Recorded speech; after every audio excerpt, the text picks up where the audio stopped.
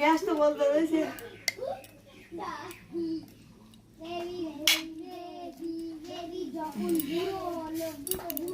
যেরকম বানাচ্ছিস তো এরকম না, পিসটা কাটি কেটে নিতে হতো পাউরুটিটা।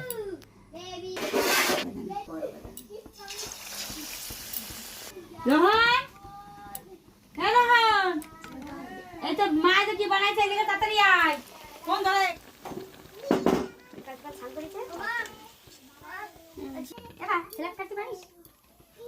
কিছু পারে না।